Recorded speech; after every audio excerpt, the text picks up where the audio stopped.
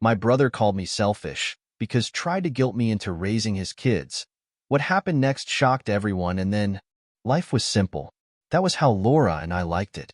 At 38, I had a stable job as an IT manager in Denver, Colorado, and my wife, Laura, was 35 and worked as a freelance travel photographer. We had built a quiet, comfortable life together over the last 8 years, the kind of life many people seem to envy. No kids, no chaos, no big responsibilities, just us, our careers, the occasional family gathering, and plenty of time to travel the world. We never wanted kids. That was one of the first things we bonded over when we started dating. Laura loved the idea of spontaneity, catching a flight on a whim, chasing sunsets across the globe with nothing but her camera and a backpack. I liked the predictability of my job and the peace of knowing that at the end of every workday, it would just be us at home. It wasn't that we didn't like children. They were fine in small doses, but neither of us felt the need to have any of our own. We had freedom, and we had each other. That was enough. My older brother Chris was a different story. Chris had always been a little chaotic. At 40, he had earned himself a reputation in the family as the sibling who never really got his act together. Growing up, he was the one always in trouble, skipping school, getting fired from summer jobs, blowing his money on things that didn't matter. It wasn't that Chris was a bad person, but responsibility had never been his strong suit. 2 years ago, his life took a sharp turn for the worse. His wife, Melanie, passed away suddenly in a car accident, leaving Chris alone with their 3 kids. Tommy, who's now 9, Emma, who's 7, and little Ben, who just turned 4. It was a devastating blow to all of us, but it hit Chris the hardest. Melanie had been the glue that held his life together, the one who managed the kids, the finances, and everything else. Without her, Chris fell apart. At first, I tried to give him some space. He was grieving, and he had 3 young kids to take care of on his own. I knew it couldn't have been easy, but over time, it became obvious that Chris was sinking under the weight of it all. He tried to keep working, but his hours were inconsistent, and the bills started piling up. He began dropping hints in conversations about how hard things were, how exhausted he felt all the time. He'd laugh it off, though, making it seem like he was venting more than anything.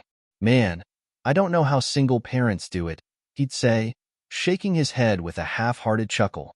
"I'm just one bad day away from losing it." I didn't take him seriously. Chris always complained about something: work, life, bills. It wasn't new. To me, it just sounded like more of the same. Laura and I listened, nodded, and offered the occasional words of encouragement, but I never thought it was my problem to solve. We were just trying to keep the peace. Then, one evening, Chris showed up unannounced. It was a Thursday. Laura and I had just sat down to dinner when there was a knock at the door. I frowned, glancing at the clock.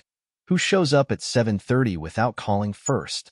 When I opened the door, there he was, looking worn down and disheveled, with dark circles under his eyes and a slouched posture that told me everything I needed to know. "Hey," Chris mumbled, stepping inside without waiting for an invitation. "You guys eating?" Laura gave me a look, but she stood and grabbed an extra plate from the kitchen. Chris plopped himself onto the couch and let out a heavy sigh as though just being upright was exhausting. I tried making small talk at first: work, sports, the weather, but Chris barely answered, staring at the wall like his mind was somewhere else. Finally, as we sat around the table, Chris started talking. He vented about work, about how he didn't know how he'd make rent this month, about how hard it was managing the kids on his own. For over an hour, he went on and on, his words spilling out like a broken dam. I glanced at Laura, who looked equally uncomfortable. We weren't used to seeing Chris like this, so defeated, so raw. "Have you thought about therapy?" I suggested cautiously when he paused for breath. "Maybe a support group for single parents?" Chris snorted and waved me off like I'd suggested he grow wings and fly. "You don't get it, Mark. It's not that simple." Then, out of nowhere, he said it. "You know, you and Laura would make great parents. If anything happened to me." He wasn't smiling. He wasn't joking. The words hung in the air like a thick fog. Laura and I exchanged a quick, stunned glance. My stomach dropped, and I forced out an awkward laugh, trying to lighten the mood. "Don't talk like that, Chris. Nothing's going to happen to you. Chris shrugged, stabbing at the food on his plate. You never know, man. I'm just saying. I didn't know what to say to that. Laura cleared her throat, breaking the silence. Chris, I think you just need a break. Maybe a weekend to yourself to recharge. Some time to think. Yeah, I added quickly. We can help find someone to watch the kids for a couple of days. It might help clear your head. Chris didn't respond. He just stared at his plate and nodded faintly, like he'd already checked out of the conversation. After dinner, he stood up without much of a goodbye, thanked us for the meal, and left. As soon as the door shut behind him, I let out a long breath and ran a hand through my hair. What the hell was that? Laura asked, her voice low but sharp. I don't know, I admitted. He's not in a good place right now. Laura shook her head, looking concerned. Mark, we need to be careful. I don't think he's done asking for things. I didn't want to admit it, but I knew she was right. That night, as we cleaned up the kitchen, I couldn't shake the uneasy feeling in my gut. Chris wasn't just venting anymore. He was drowning, and he was looking for someone to pull him out. I just hadn't realized yet that he expected it to be us. Looking back, that dinner was the first sign of the storm that was about to hit our lives. But at the time, I was too blind, or maybe too unwilling, to see it coming. The days following that dinner were uneventful, at least on the surface. Chris didn't text, didn't call, and didn't stop by unannounced. I told myself things were fine, that maybe he'd just been having a rough week and needed to vent. Laura wasn't convinced. Every evening, as we sat down to dinner or tried to unwind on the couch, she'd give me a look anytime my phone buzzed. You're waiting for it, aren't you? She'd say. For what? I'd reply, pretending I didn't know what she meant. She'd sigh, frustrated. For him to ask again. Because he will. I didn't want to believe it. I didn't want to admit that Laura was probably right. Chris had been struggling for months, and I knew him well enough to recognize his patterns. He always tested the waters before asking for something bigger. It didn't take long for that moment to come. One Friday afternoon, as I was packing up my laptop at work, my phone rang. It was Chris. I hesitated before answering, bracing myself for whatever was coming. Hey, Mark, he started. His voice was tight, like he'd been holding his breath. Listen, I didn't know who else to call. What's going on?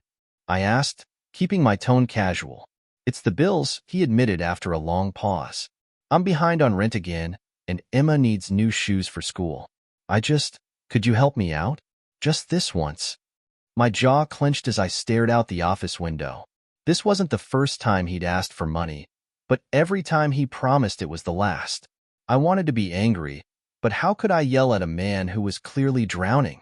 Yeah, I can help, I finally said, even though I knew I shouldn't. How much do you need? Just a few hundred to get through the week, he said quickly, like he was afraid I'd change my mind.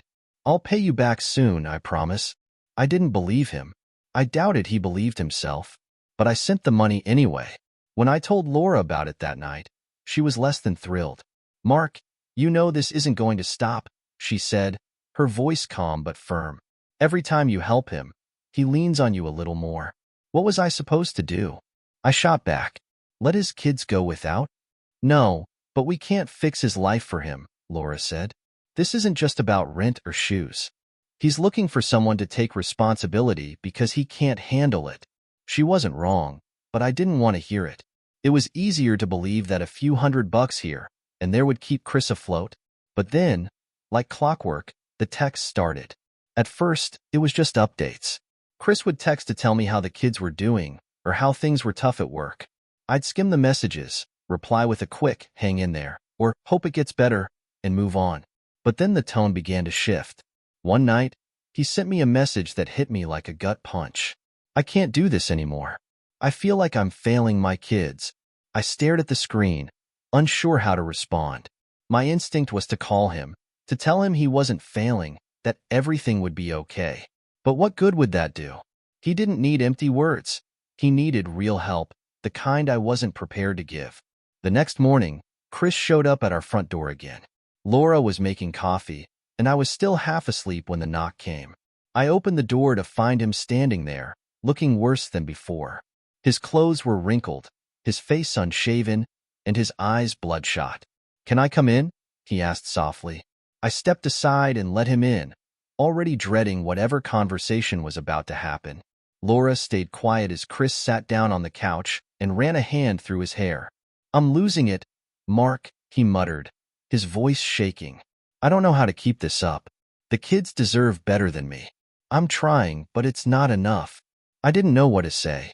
Part of me wanted to shake him and yell, "You're their father. Figure it out." But the other part of me, the part that remembered watching him sob at Melanie's funeral, just felt sorry for him. "You need to get help, Chris," I said finally. "Therapy. A parenting coach. Something." He looked up at me, his eyes hollow. "Help won't put food on the table, Mark. It won't pay the bills. And if something happens to me, if I can't keep going, what happens to the kids?" Laura, who had been standing quietly in the kitchen doorway, finally spoke up. "Chris, you need to stop talking like that. You're not alone. There are programs, resources." "I don't need programs," Chris interrupted, his voice rising. "I need family." The word hit me like a slap. Chris turned to me, his expression desperate. "Mark, I need to know that if something happens to me, the kids will be okay. I need you to take care of them." I froze. My heart started pounding in my chest, and I could feel Laura's eyes on me. "Chris, no," I said firmly. "That's not something we can do." Chris's face fell. "Why not? You and Laura would be great parents. You have the space, the money. You have the life that they need." I could feel my anger building, even though I didn't want it to. "Because that's not our life, Chris.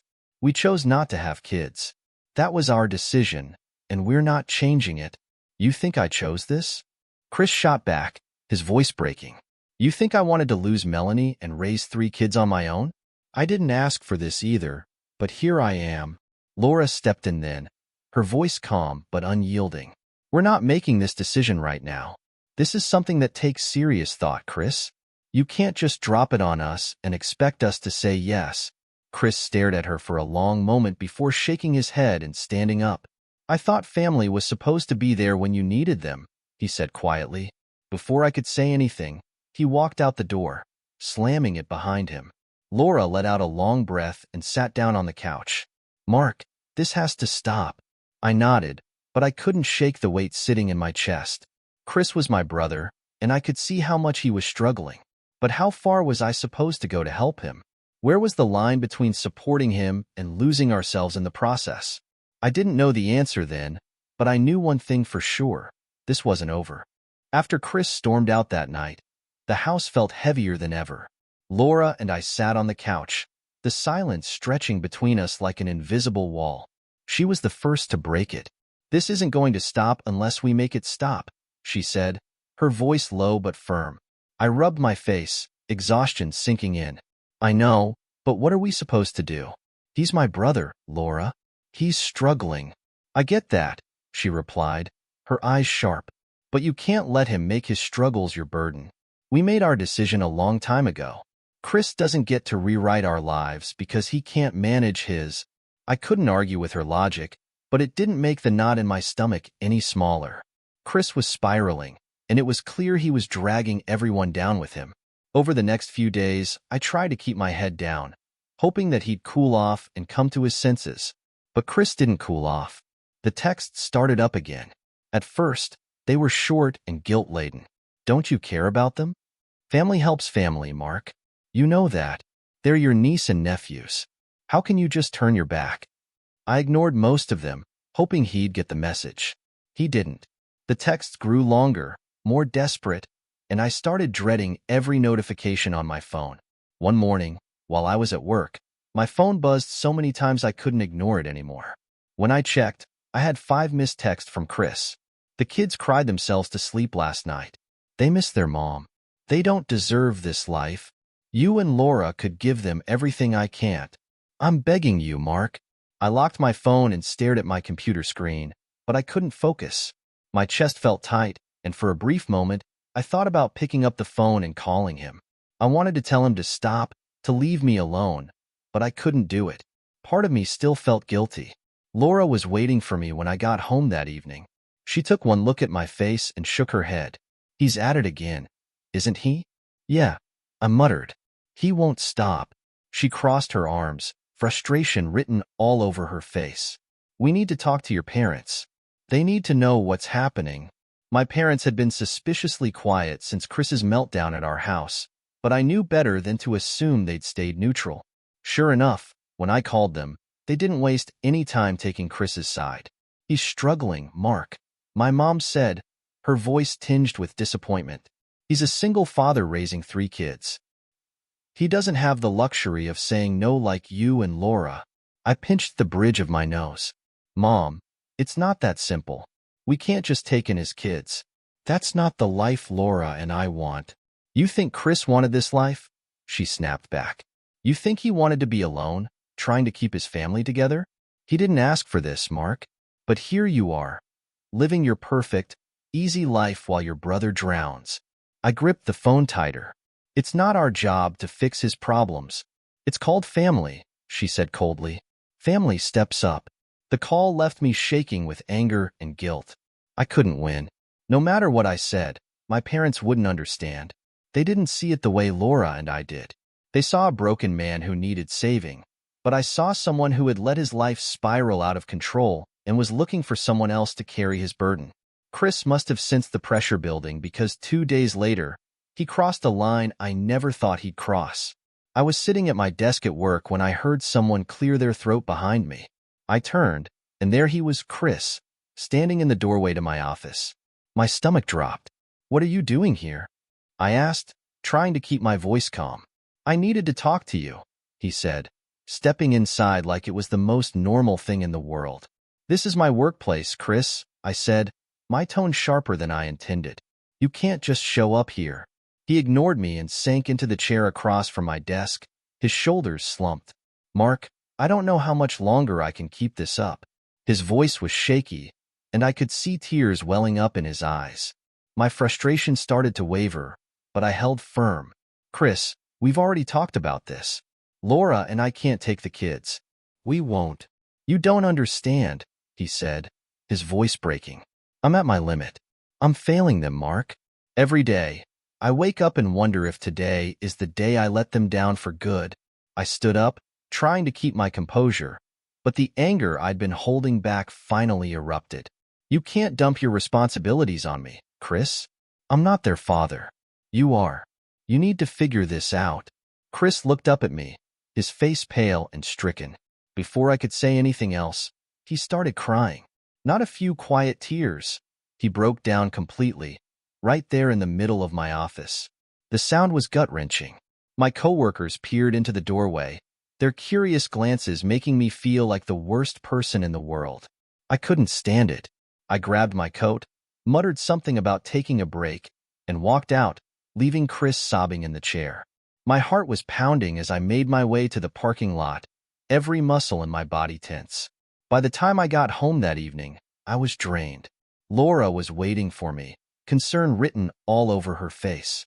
What happened? I dropped onto the couch, shaking my head. He showed up at my office. Her eyes widened. Are you serious?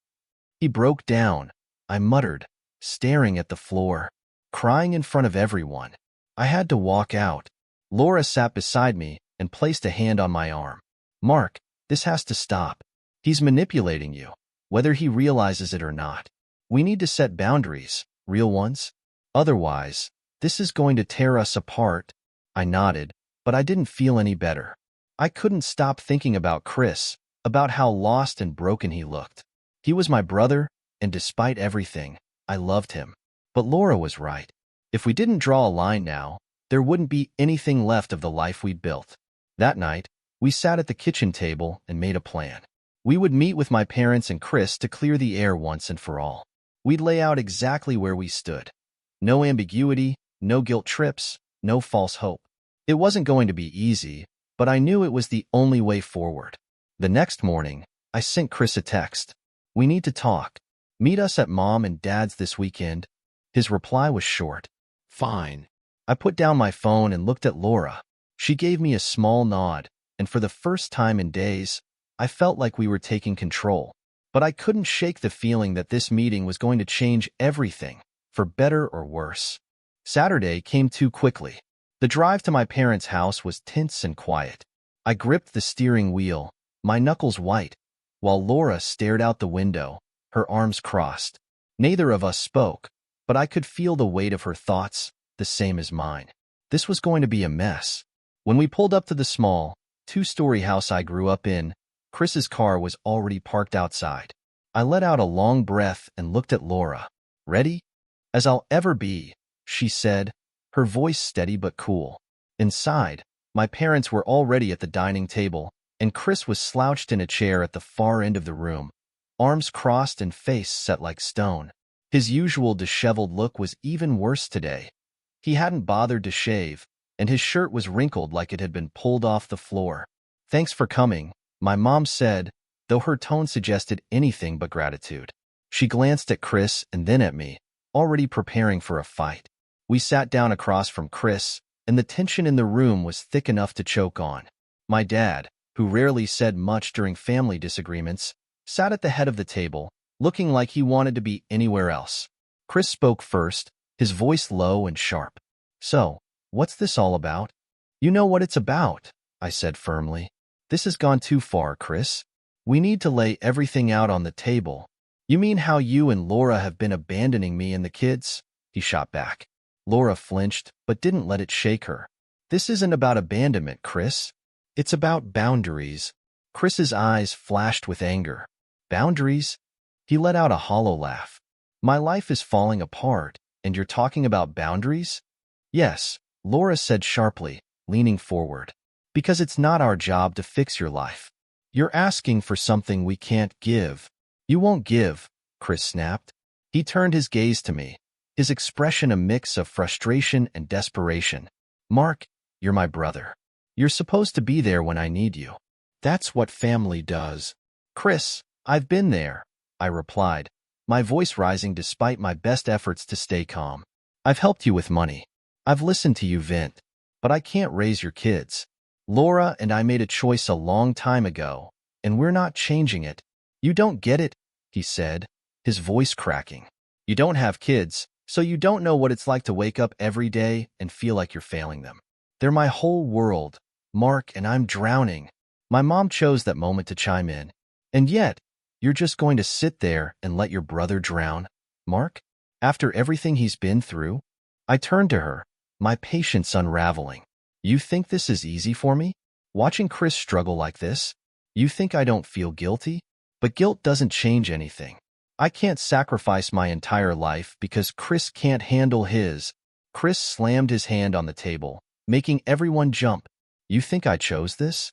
You think I wanted Melanie to die and leave me alone with 3 kids? I didn't ask for this, Mark. None of you did." The room fell silent for a moment, Chris's outburst hanging in the air. My dad shifted uncomfortably in his seat, and my mom looked down at her hands, avoiding my eyes. I felt a flicker of sympathy for Chris, but I forced it down. Laura was the one who broke the silence. Her voice was calm but cutting. "We're not saying you chose this, Chris, but you are choosing to push the responsibility onto us instead of finding real help. What do you think I'm doing?" Chris shot back. "I'm trying, Laura. Every single day, I'm trying, but it's not enough. I need help." Laura shook her head. "You need the right kind of help. Therapy, parenting resources, financial aid. But asking us to raise your kids? That's not help, Chris. That's running away." Chris's face turned red, and he stood up abruptly, his chair scraping loudly against the floor. "You don't know what it's like to love someone more than yourself. You don't know what it's like to lose everything and have to keep going for 3 little faces who depend on you for everything." "We're not saying it's easy," I said, my voice softer now. "But you're their father, Chris. They need you, not us. You can do this, but you have to stop looking for someone else to carry the load." Chris stared at me for a long moment, his chest rising and falling as he struggled to hold back whatever emotion was boiling inside him. Then he turned and stormed out of the room without another word, slamming the front door so hard the windows rattled. I sat back in my chair, my heart pounding. My mom gave me a look of disbelief. "How could you speak to him like that? He's hurting, Mark. And you just pushed him away." I met her gaze and didn't flinch. "He pushed himself away, Mom. We can't save him. She shook her head and muttered, "I'm disappointed in you." Laura put her hand on my arm, steadying me. "We're done here," she said quietly. "Let's go." As we left the house, I could still hear my mom sighing and my dad mumbling under his breath. I didn't look back. The ride home was silent again, but this time it felt heavier. I gripped the steering wheel so tightly my hands hurt. Finally, Laura spoke. "You did the right thing, Mark. I know it doesn't feel like it, but you did." I nodded slowly, though the knot in my chest remained. "Then why do I feel like I just kicked my brother when he's down?" "Because it's hard to watch someone you love fall apart," she said softly. "But we can't sacrifice ourselves to save him.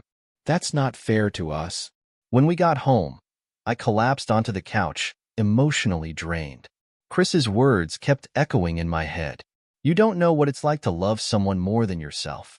Maybe he was right. Maybe I didn't know. But I did know one thing. We couldn't let Chris drag us under with him. Laura sat beside me, resting her head on my shoulder. "He'll figure it out," she murmured. "He has to." I wanted to believe her, but deep down, I wasn't so sure. The next few days were quiet again. But this time, the silence didn't bring peace. It brought dread. Something told me Chris wasn't done yet, and I wasn't ready for whatever came next. The days after the family meeting felt strangely quiet, like the calm before a storm. Chris had disappeared. No texts, no calls, nothing. At first, it felt like a relief, as though I could finally breathe without waiting for the next blow. But that relief quickly turned to unease. I couldn't shake the feeling that it wasn't over. Laura could tell I was restless. "Mark, he's an adult," she said one evening as I stared blankly at my phone. "If he needs help, he has to ask for it the right way, not push it on you." I nodded, but I couldn't stop worrying. I knew Chris. Silence wasn't his style. When he disappeared, it usually meant something was brewing. A week later, my parents called. I was in the middle of watching a movie with Laura when the phone rang. Seeing my mom's name on the screen sent a jolt of dread through me.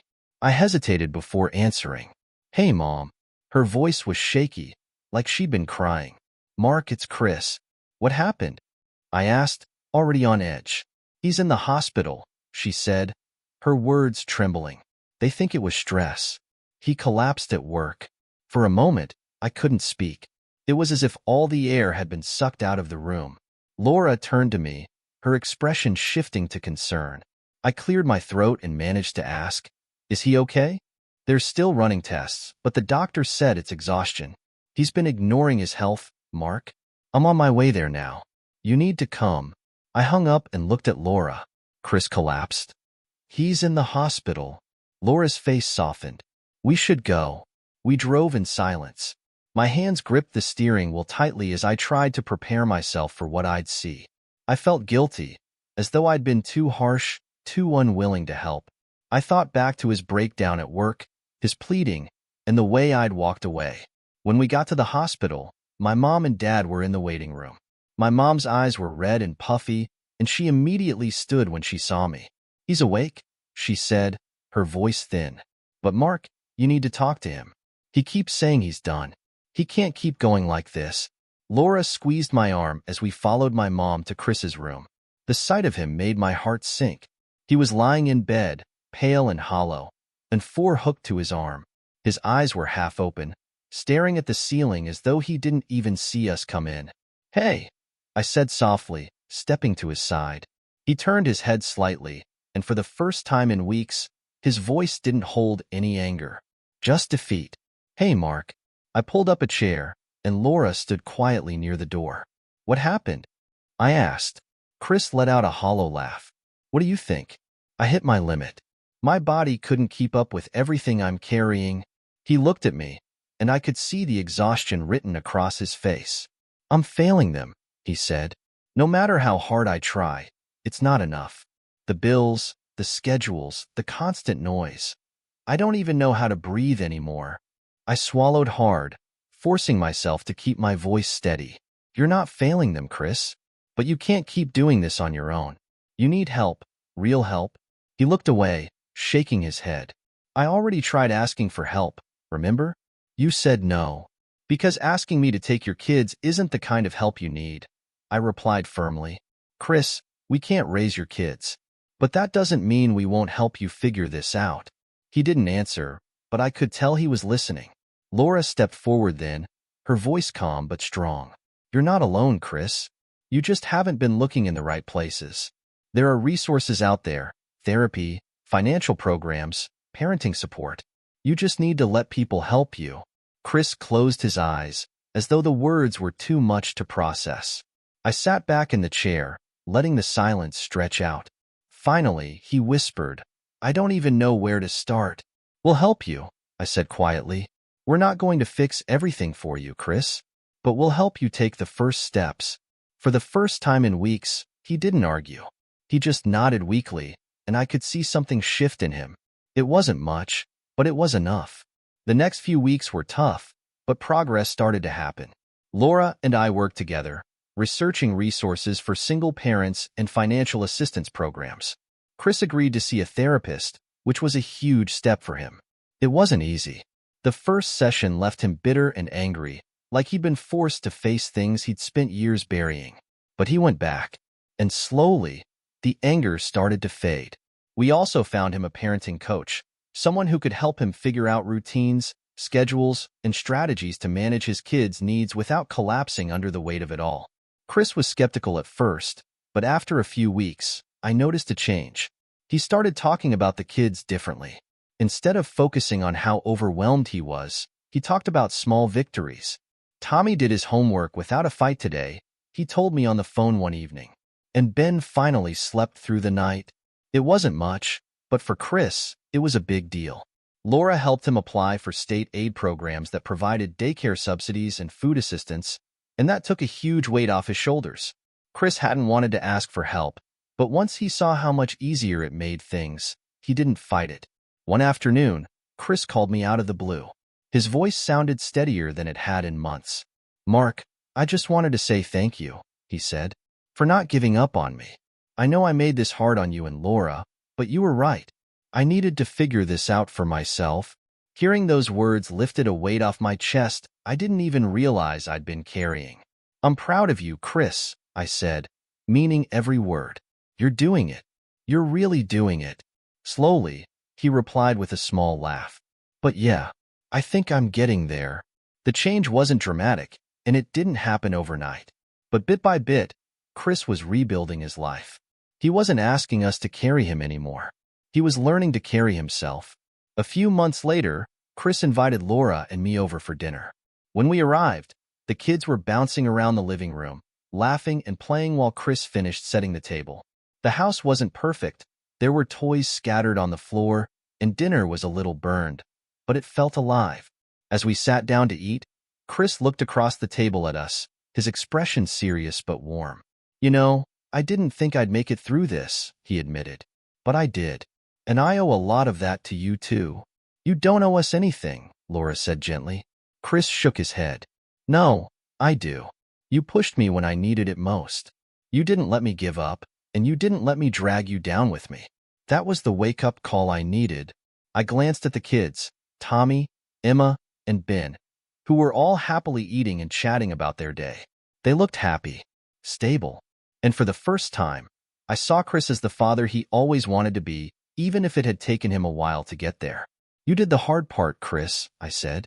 We just reminded you that you could do it. He smiled at me, a real smile this time, and for the first time in a long time, I believed that everything was going to be okay.